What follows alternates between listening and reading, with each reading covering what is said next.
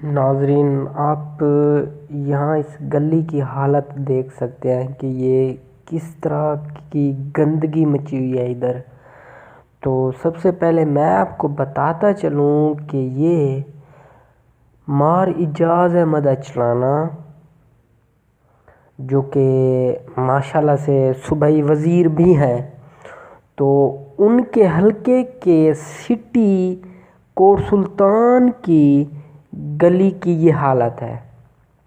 یہ صرف اس گلی کی حالت نہیں ہے، ساتھ جتنے بھی محلوں میں گزرا ہوں تو اسی طرح سے گندگی تھی۔ اب ذرا سا سوچیں، خدا نہ خواستہ کہ اسی محلے میں فوتگی ہو جائے تو بتائیں جنازہ کس طرح سے لے کے جائیں گے؟ کیا ہم یہاں کشتیاں رکھیں گے، کشتیوں پر چڑھ کے جائیں گے، یا ہمارے پاس کوئی ہیلی کاپٹر آئے گا اس جنازے کو لے جائے گا؟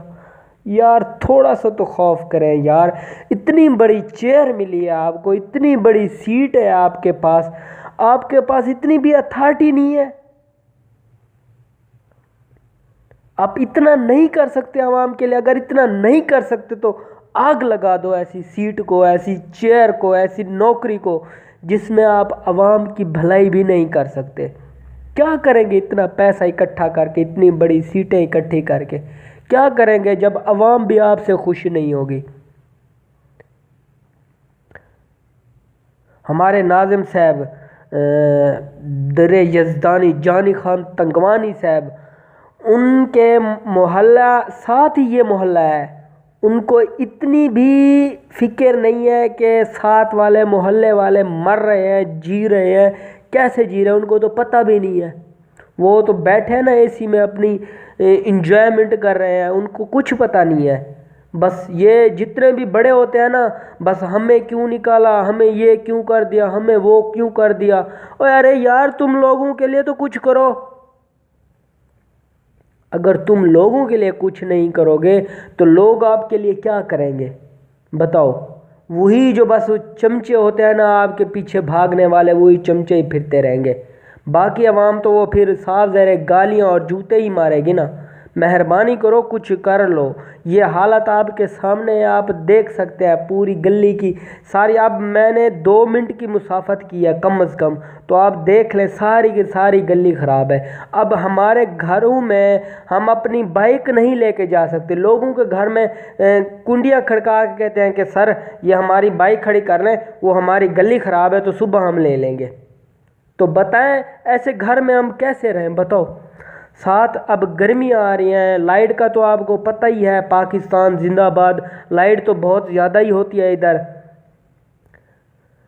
تو مچھر تو پھر ماشاءاللہ سے پھر وہ مچھر کی تو ہم خوراک بننے ہیں نا، جو بچے سو رہے ہوں گے وہ انہوں نے مچھروں کی خوراک بننی ہے۔ کن کی وجہ سے؟ ان حکمرانوں کی وجہ سے، ٹھیک ہے نا؟ ان کو دین کا سکون ہوگا، نہ بچوں کو سکون ہوگا، نہ لوگوں کو سکون ہوگا، بس یہی اے سی میں سوتے رہتے ہیں، سکون کرتے رہتے ہیں۔ ان کا حق ہے سکون کرنا، باقی کسی کا حق نہیں ہے سکون کرنا۔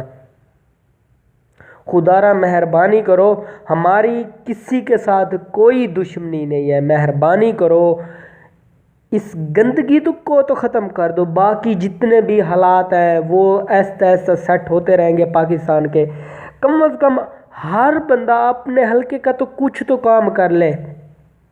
مار اعجاز احمد اچلانہ صاحب، بس وہی جو ان کے پاس پیر جگی ہے، ایک چھوٹا سا قصبہ ہے، بس اس پہ وہ ہائی وے بن رہے ہیں، یہ بن رہا ہے، وہ بن رہا ہے۔ اور یار جو امپورٹنٹ کام ہے وہ تو کرو کم از کم پہلے، وہ تو آپ سے ہوتے نہیں ہیں، باقی الٹے پلٹے کام کرتے رہتے ہیں۔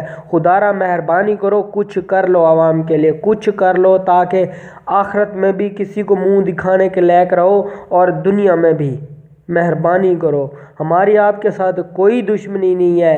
اگر آپ کام کرتے ہیں ہم آپ کے سپورٹر ہیں، ہم ہمیشہ کے لیے آپ کے سپورٹر رہیں گے۔ پورے محلے والے، پوری سٹی والے آپ کو ہی ووٹ دیں گے جو کام کرے گا۔ بس ہمیں کسی پارٹی سے کوئی تعلق نہیں ہے، جس بھی پارٹی کا ہے ہمیں کوئی بھی تعلق نہیں ہے، ہمیں کام سے غرض ہے۔ کام کرو، ووٹ لوگے، اگر کام نہیں کرو گے تو کائنڈلی ووٹ لینے نہ آنا، کبھی بھی نہ آنا۔